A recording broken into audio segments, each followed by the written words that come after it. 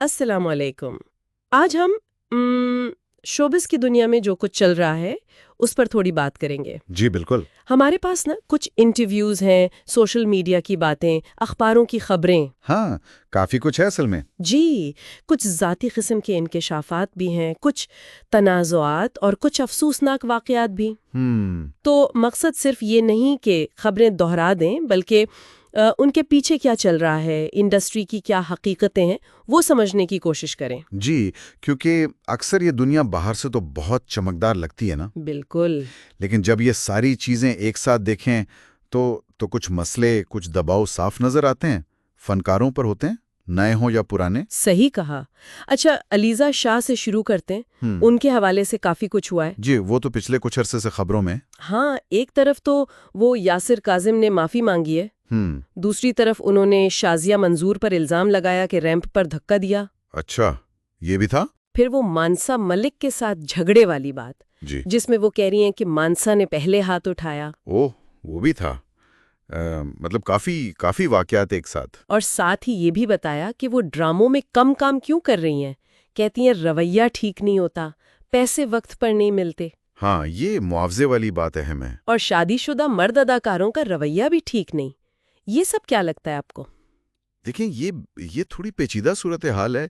ایک تو شاید یہ دکھاتا ہے کہ جو نئے نوجوان اداکار آتے ہیں ان پر کتنا دباؤ ہوتا ہے، اور شاید کہیں نہ کہیں طاقت کا توازن بھی بگڑا ہوا ہوتا ہے۔ صحیح۔ اور دوسری بات، یہ جو پیسوں کی ادائیگی میں تاخیر ہے نا، یہ صرف علیزہ کا مسئلہ نہیں ہے۔ نہیں، بالکل نہیں۔ یہ تو لگتا ہے انڈسٹری میں عام سی بات ہے۔ فیضان خواجہ نے بھی یہ بات اٹھائی تھی۔ جی ہاں، میں نے بھی پڑھا تھا۔ اور وہ تو کہہ رہے تھے کہ محمد احمد صاحب، میرین جبار جیسے سینئرز کے ساتھ بھی یہ ہوا ہے۔ اوہ، تو یہ تو پھر بڑا مسئلہ ہے۔ جی، یہ کسی سسٹم کی خرابی لگتی ہے۔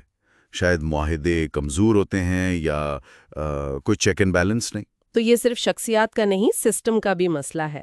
اچھا، اسی حوالے سے وہ فیصل قریشی کی تنظیم ہے ایکٹ پاکستان، جی، وہ کہہ رہے ہیں کہ فنکاروں کی مدد کریں گے۔ یہ تو اچھی بات ہے۔ یقیناً یہ ایک مثبت قدم ہے۔ کم از کم کوئی کوشش تو ہو رہی ہے ان مسائل کو حل کرنے کی۔ اچھا، تنازعات کی بات چل رہی تھی تو وہ سید نور صاحب کا دعویٰ، ہاں، میرے پاس تم ہو والا۔ جی، کہ اس کی کہانی ان کی پرانی فلم زہر سے لی گئی ہے۔ یہ بھی تو انڈسٹری کے اندر کا ایک چیلنج ہے نا، تخلیقی حقوق کا۔ بالکل، یہ کریٹو اور لیگل دونوں طرح کے چیلنجز سامنے لاتا ہے۔ ان پروفیشنل چیلنجز کے علاوہ ذاتی مشکلات اور سانحات بھی ہوئے ہیں۔ ہاں، وہ بہت افسوسناک تھا۔ اداکارہ حمیرہ اصغر اور عائشہ خان کی اموات پراسرار حالات میں، اس نے تو سب کو ہلا کر رکھ دیا۔ جی بالکل۔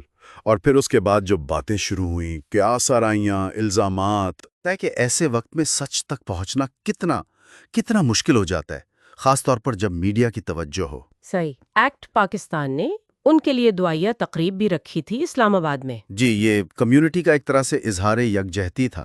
اسی طرح انڈیا سے تنوشری دتہ کا معاملہ، وہ کہہ رہی ہیں کہ جب سے انہوں نے #MeToo میں آواز اٹھائی ہے، انہیں مسلسل ہراساں کیا جا رہا ہے۔ یہ بھی ایک سنجیدہ پہلو ہے کہ سچ بولنے کی قیمت کبھی کبھی بہت لمبی ہو سکتی ہے، اور پبلک فگرز پر تنقید کتنی سخت ہو سکتی ہے۔ وہ ساحر لودھی کی مثال سامنے ہے۔ ہاں، وہ ویڈیوز پر جو ٹرولنگ ہوئی۔ جی، اور پھر یاسر نواز نے مذاق اڑایا، لیکن مہوش حیات نے ان کا دفاع کیا۔ یہ پبلک میں جو اسکروٹنی ہوتی ہے نا، اس کا دباؤ بہت زیادہ ہوتا ہے۔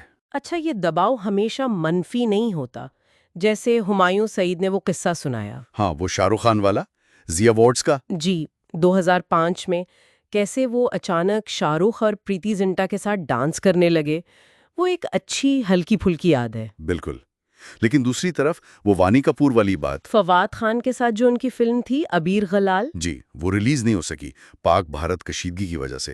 تو وہ کہتی ہیں کہ فلم تو محبت کا پیغام دینے کے لیے بنائی تھی۔ تو یہ بھی ہے کہ کس طرح بڑی سیاسی چیزیں بھی فن پر اثر انداز ہوتی ہیں۔ بالکل۔ اچھا، کچھ ذاتی انکشافات اور ظاہری تبدیلیوں پر بھی بات ہوئی ہے۔ جی، مرینا خان نے انٹرویو میں کہا کہ وہ تجسس کی وجہ سے ایک بار منشیات آزمانا چاہتی ہیں۔ یہ کافی غیر متوقع تھا۔ یہ واقعی ایک الگ سی خواہش ہے۔ اور پھر اداکاراؤں کی لکس پر جو باتیں ہوتی ہیں، کومل میر کا وزن بڑھا تو ہاں، انہوں نے وضاحت دی کہ فلم کے لیے بڑھایا ہے، فلرز نہیں کروائے۔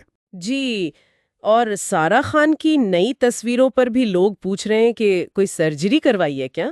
یہ ایک مسلسل دباؤ رہتا ہے اداکاراؤں پر اپنی ظاہری شکل کو لے کر، خاص طور پر سوشل میڈیا کے زمانے میں۔ بالکل، ہر تصویر، ہر پوسٹ پر فوراً تبصرے شروع ہو جاتے ہیں۔ اور انڈیا سے عرفی جاوید نے بتایا کہ انہوں نے ہونٹوں کے فلرز نکلوائے ہیں کیونکہ وہ خراب ہو گئے تھے اور یہ بہت تکلیف دہ تھا۔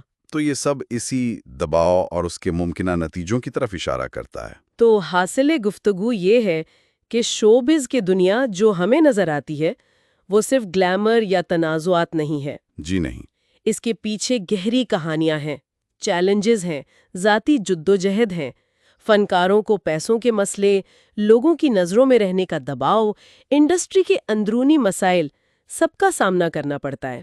بالکل، یہ واقعات ہمیں یاد دلاتے ہیں کہ یہ مشہور چہرے بھی اصل میں انسان ہیں۔